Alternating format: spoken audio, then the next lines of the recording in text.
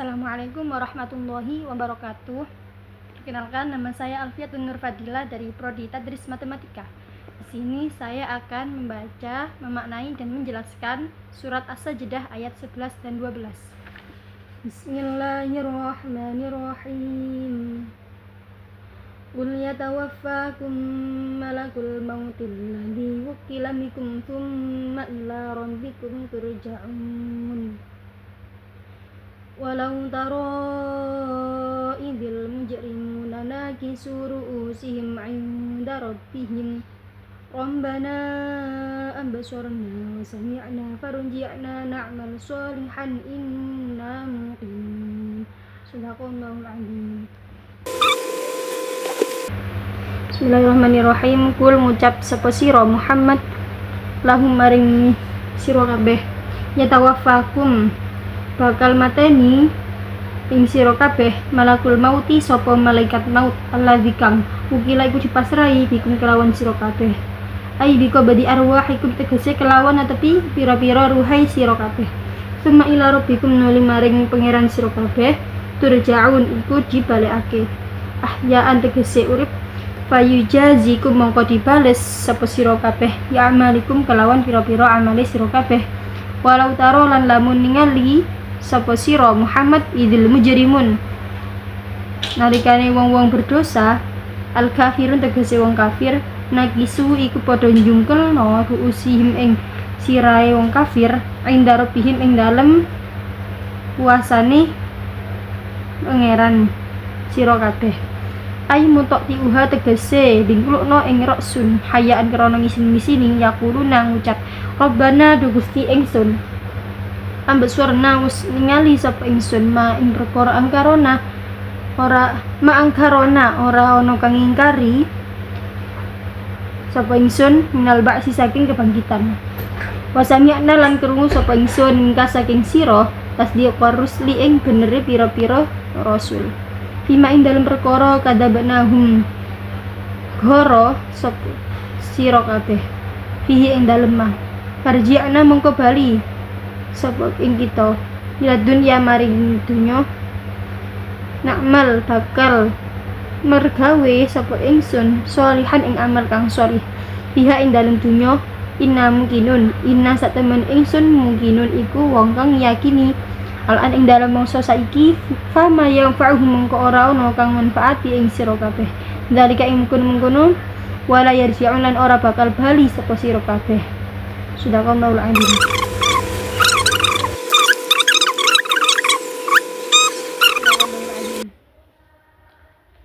Di sini saya akan menjelaskan dari surat As-Sajdah ayat 11 dan 12. Yang pertama dari ayat yang 11, Kul yatawaffakum malakul mautil ladzi wukila bikum tsumma ila rabbikum turja'un. Yang artinya, katakanlah malaikat maut yang diserahi untuk mencabut nyawamu akan mematikan kamu, kemudian kepada Tuhanmu kamu akan dikembalikan. Nah, maksud dari ayat yang 11 ini yaitu Allah itu mengingatkan bahwa kematian itu pasti akan terjadi dan tugas yang mencabut nyawa itu diberikan kepada malaikat maut atau biasa disebut siapa? Malaikat Israil. Nah, kalau Israil itu malaikat mencabut nyawa. Kalau malaikat Israfil itu meniup sangkakala. Beda ya. Lalu ayat ke-11 ini juga menjelaskan bahwa setelah mengalami kematian, manusia itu tidak menghilang begitu saja, tetapi akan kembali kepada Allah untuk mempertanggungjawabkan atas kehidupannya selama di dunia ini.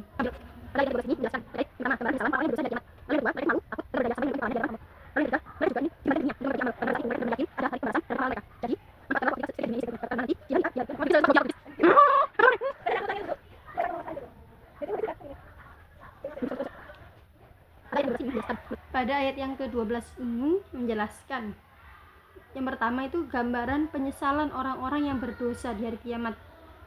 Gambarannya bagaimana? Yang pertama, mereka kan menundukkan kepalanya. Mengapa mereka sampai menundukkan kepalanya? karena mereka itu sangat malu dan takut sehingga mereka itu tidak berdaya. Nah, mengapa sampai begitunya? Karena mereka itu ingin dikembalikan ke dunia agar bisa memperbaiki amal-amal mereka. Karena pada saat itu mereka itu yakin bahwa ada hari pembalasan. Nah, berarti kan dia itu menyesal. Namun penyesalannya itu sudah terlambat karena kesempatan beramal itu hanya ada pada di dunia. Maka dari itu, kita yang masih ada di dunia ini, yang masih hidup, manfaatkanlah waktu sebaik-baiknya untuk beramal sholih. Sebagaimana dalam hadis itu juga disebutkan, ad-dunya mazru'atul akhirah. Dunia itu ladang atau tempat bercocok tanam, yang mana kita akan menuai hasilnya itu nanti di akhirat. Nah, untuk teman-teman jangan lupa ya, bahwa semua amal-amal yang kita lakukan di dunia ini itu tidak akan sia-sia. Semua itu akan ada balasannya nanti di hari kiamat. Gitu ya. Nah, dari ayat 11 dan 12 ini saya akan memberikan kesimpulan. Yang pertama yaitu tentang kematian. Kematian adalah hal yang pasti, dan Allah telah menugaskan malaikat maut, siapa tadi? Malaikat Israel, untuk mencabut nyawa. Nah, ada juga kisah-kisah dari banyak orang-orang itu, kaul itu, cara malaikat mencabut nyawa itu juga tergantung pada amal kita. Kalau amal kita buruk, naudzubillah min dzalik, maka malaikat mencabut nyawa itu akan mencabut nyawa kita itu dengan keras, sehingga kita akan merasa tersakiti dan sangat menyakitkan. Nah, sebagaimana sebaliknya, seorang sosok Rasulullah mawon niku ketika dicabut nyawanya, beliau merintih juga. Beliau langsung teringat pada umatnya, umati, karena saking sakitnya, saking pedihnya ketika dicabut nyawa itu, beliau membayangkan bagaimana umat-umatnya nanti ketika mereka semua itu dicabut nyawanya, bagaimana kesakitannya. Makanya beliau terus memanggil dan meminta agar semua penderitaan umat-umatnya itu ditanggung beliau. Maka dari itu jangan lupa buktikan bagaimana rasa cinta kita kepada Rasulullah. Beliau saja sangat menyayangi kita sebagai umatnya. Bagaimana timbal balik kita sebagai umatnya terhadap rasa cinta beliau? Ada dalam suatu hadis dijelaskan, disebutkan itu al-bakhil. Al-bakhil itu siapa? Orang bakhil itu orang. Ini Rasulullah itu bersabda, orang bakhil ialah orang yang mana ketika ia mendengar namaku disebut, ia tidak menjawab.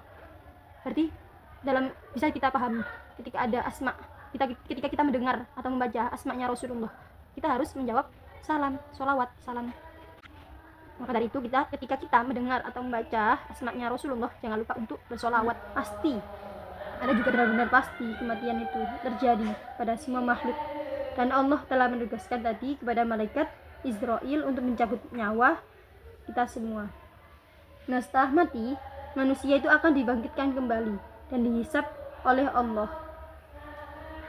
Lalu adapun suatu penyesalan di hari kiamat itu benar-benar sia-sia, tidaklah berguna, karena tidak ada kesempatan untuk kembali memperbaiki amal yang telah terlewatkan. Maka dari itu ayat ini mengajarkan kepada kita dan mengingatkan kita agar memanfaatkan waktu dan kehidupan ini dengan taat kepada Allah, berbuat baik kepada sesama, dan tidak menunggu kita untuk menyesal nanti di akhirat. Naudzubillah min dzalik. Maka dari itu kita harus memanfaatkan waktu di dunia ini dengan sebaik-baiknya, karena penyesalan itu ada di akhir, nanti di hari kiamat, kalau kita tidak bisa memanfaatkan waktu di dunia ini untuk beramal sholih. Nah, keterangan dan penjelasan singkat dari saya. Jika ada kurang lebihnya, saya memohon maaf sebesar-besarnya.